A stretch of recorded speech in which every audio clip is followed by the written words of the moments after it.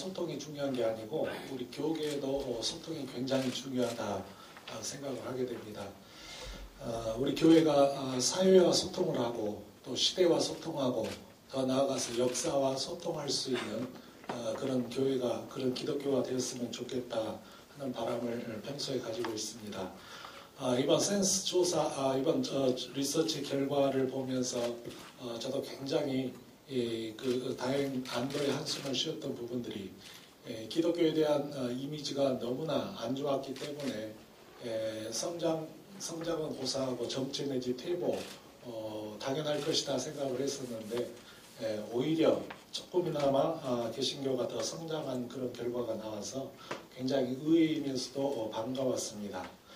그런데 정말 역설적이게도 그럼에도 불구하고 여전히 신뢰받지 못하는 그 같은 개신교 이런 수치를 보면서 참 우리의 고민이 참 깊어진다 느낌을 지울 수가 없었습니다.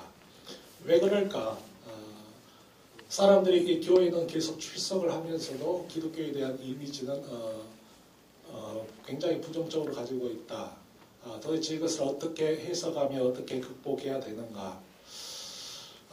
우선은 대언론 대응책도 물론 중요할 것이고 안티 기독교 운동에 대한 대책도 필요할 것입니다.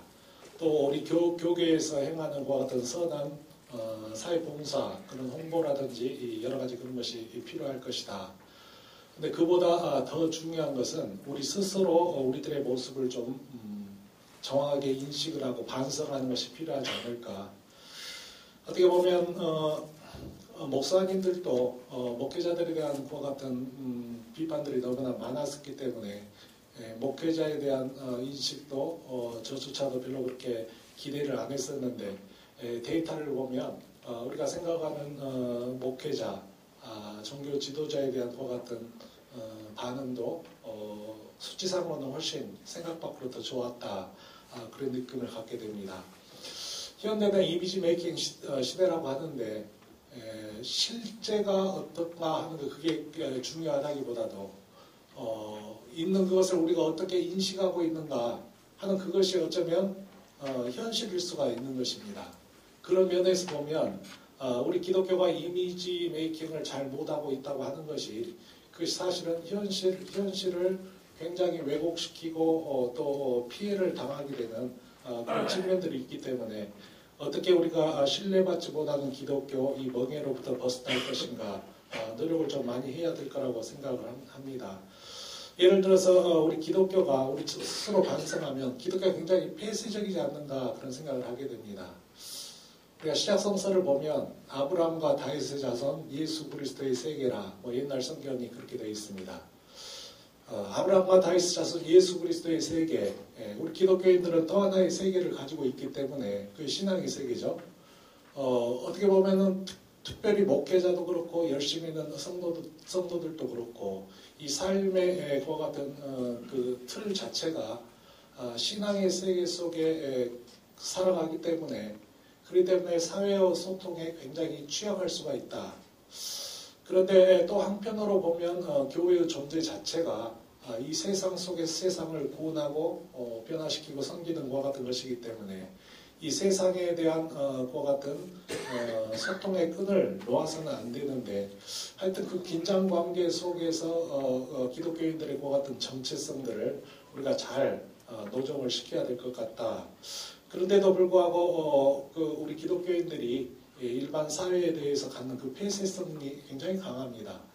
뿐만 아니라 또한 배타성도 굉장히 강하죠. 그래서 우리 기독교인들이 자기 종교, 기독교만 지나치게 강조하다 보니까 일반 사람들이 보기에는 기독교는 굉장히 배타적이고 기독교인들은 반맛없다. 또 자기 교회, 자기 목사님만 최고인 걸로 생각하는 거라든지 그런 배타성이라든지 또 비합리성 우리가 신앙의 세계 속에 있기 때문에 일반 사람들의 관점에서 보면 굉장히 비합리적이고 반상식적이고 그런 측면들이 비이성적인 같은 측면들이 너무 많다는 것입니다. 예를 들면 전도하는 것도 굉장히 중요한 문제지만 요즘에는 그 축호 전도라고 하는 거 있죠. 제가 언젠가 식당에서 밥을 먹으면서 전도를 하려고 하는데 자기도 기독교인들을 너무 싫다고 하는 거예요. 왜 싫으냐고 물어보니까 4시까지 일을 하고 아침에 자는데 일주일에 한 2번씩 벨을 누른다고 하는 거예요. 교회 다니는 것들 그러면서 그냥 왜 그냥 집집마다 찾아다니면서 벨 누르면서 종교를 강요하느냐. 아무리 축구 전도를 통해서 열매가 조금은 있을지라도 여러분 이 문화 자체가 우리가 좀 상식적으로 생각하고 합리적으로 생각하고 다른 사람의 입장에 생각할 수 있는 그런 합리적인 사고를 갖추는 그 같은 우리들 자신의 모습들 그런 것이 중요하지 않을까 싶은 생각이 듭니다. 아무튼 이 이미지 메이킹 문제는 정말 계속해서 고민돼야 될 부분이고요. 신앙 의식의 변화 속에서는 문화적인 세속화 문제 여러분 읽어보시면 될 것 같습니다. 이 사회 자체가 굉장히 세속화되고 여러 가지로 또 문화적으로도 굉장히 그냥 물란해지고 뭐 그런 측면들이 있는데 옛날에는 교회의 복음적인 문화, 교회 문화가 세상 문화를 변화시키고 선도하는 그런 기능들도 역사 속에서는 좀 찾아볼 수가 있었는데 요즘에 보면 교회가 이 문화적으로도 굉장히 세상과 동화되어 간다. 마치 가나안 땅에 속했던 것 같은 이스라엘 백성들처럼 세상 문화 속에 휩쓸려 들어가는 것 같은 부분들 역으로 돌려 생각하면 우리 기독교가 그만큼 영적인 도전을 주지를 못한다고 하는 것이죠. 성도들이 신앙의 행태 자체가 갈수록 자기 개인의 필요에 맞춰져 있다. 예를 들면 자기의 마음의 평안을 위해서 신앙생활을 한다든지 그렇지 않으면은 또 무엇입니까? 굉장히 기복적인 그런 목적을 가지고 신앙생활을 한다. 이와 같은 이런 부분들은 사실은 어떻게 보면 신앙생활보다 하여튼 종교 생활을 하고 있다 하는 그런 느낌을 갖게 되는데요.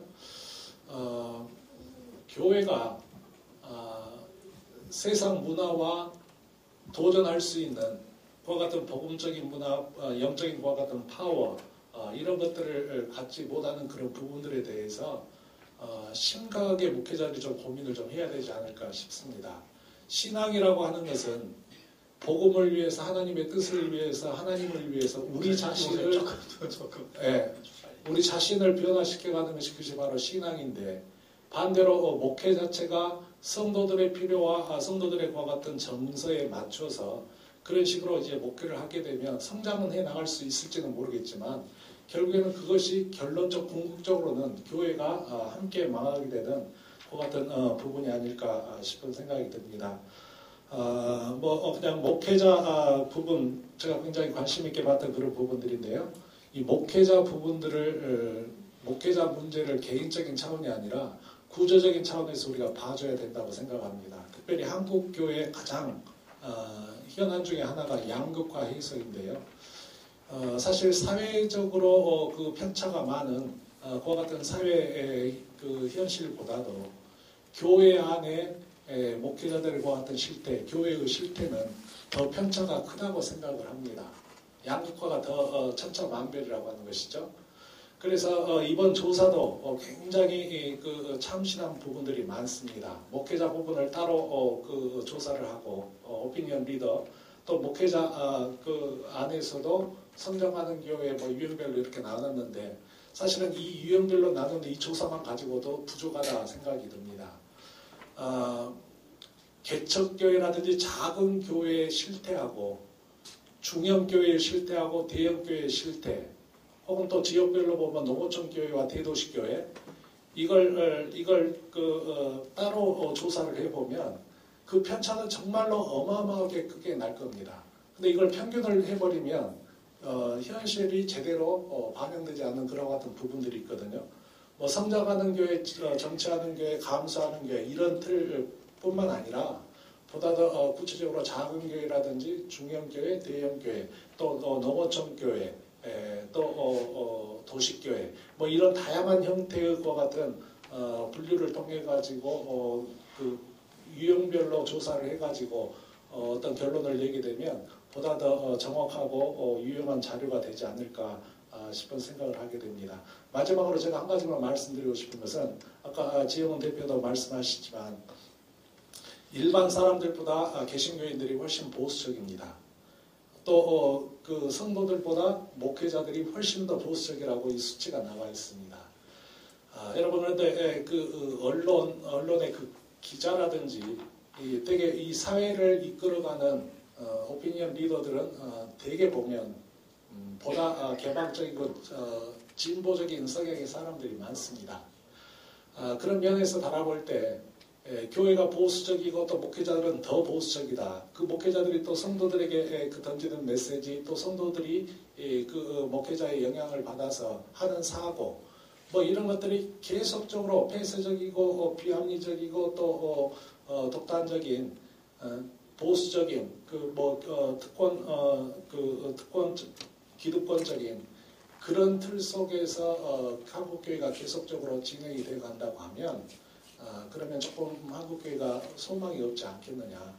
목회자들이 먼저 신도들보다 조금 더 열린 생각, 열린 마음, 진취적인 생각을 가지고서 교인들을 좀 선도하고 그리고 한국교회가 조금 분위기가 바뀌어갈 수 있도록 이 소통의 문제, 또 합리성의 문제, 또 조금 진취적인 문제 그런 부분들 속에서 목회자들이 먼저 변화되었으면 좋겠다 하는 생각을 가져보았습니다. 나머지 것들은 글을 읽어보시고 또 계속해서 우리가 기도하면서 고민해 갔으면 좋을 것 같습니다. 감사합니다.